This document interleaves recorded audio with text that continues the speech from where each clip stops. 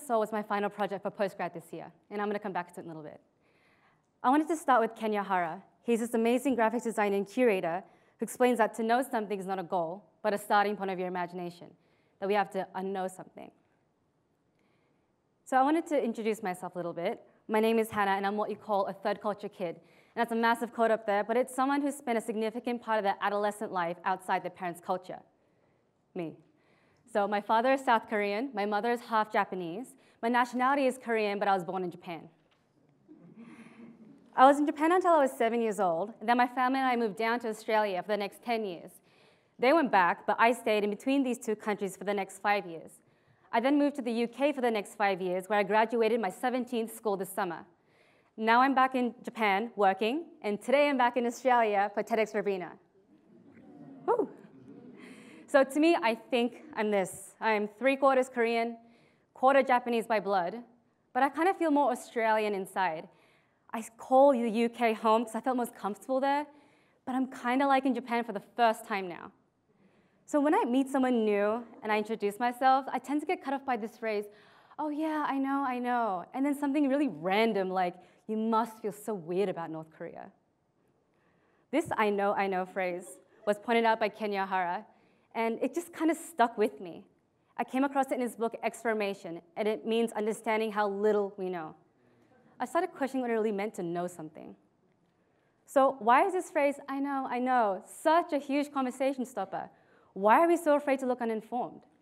There's been so many great changes, great talks about we need to change, that the school system isn't working, and we need to find new ways, but honestly, nothing has really changed. So I decided to do something on my own, and I applied these two questions to design and fashion, because I learned that they're both really powerful. They're historical, they're self-expressive, and they tell really deep stories.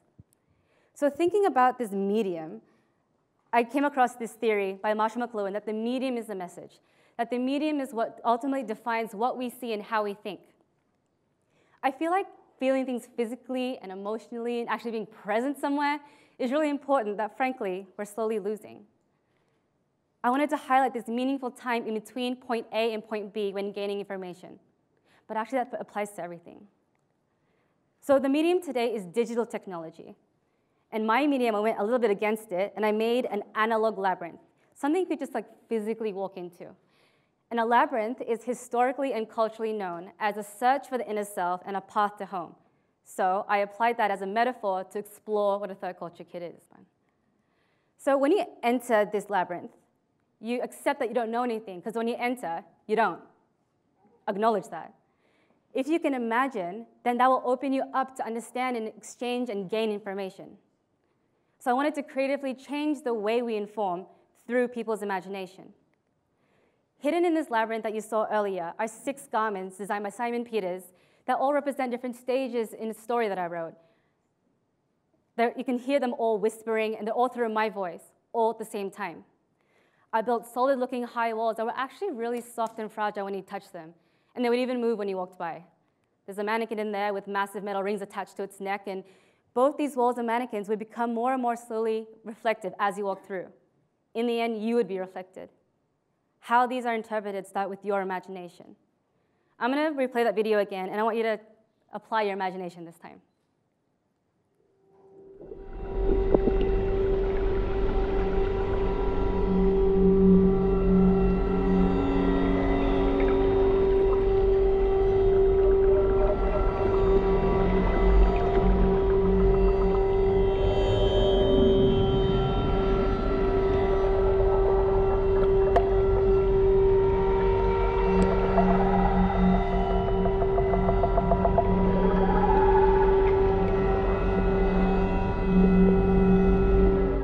What could you imagine this time?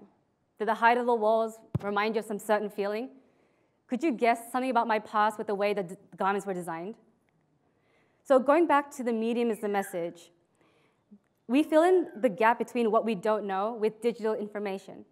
And that's creating a wall between you and other people. And I admit, I do the same thing sometimes. But if you're able to imagine, this wall will slowly fade away. And that is the beginning process of unknowing something.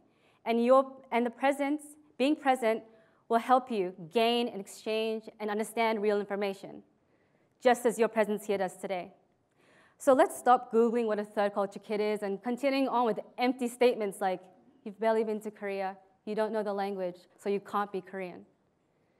That statement does not make sense. It never has, it never should, and it never will. Trust me.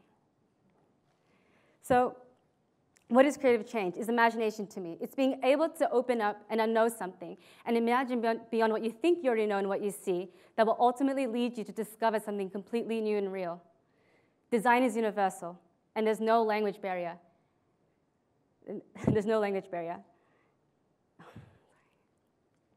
There's no language barrier. And it reminds you that it's okay for the complex things to remain complex. Just remember when you were a child again, when you used to imagine. So I invite you all today to start imagining. Get out there and discover. And make sure that you stay curious. Let's all have the courage to unknow something. Thank you.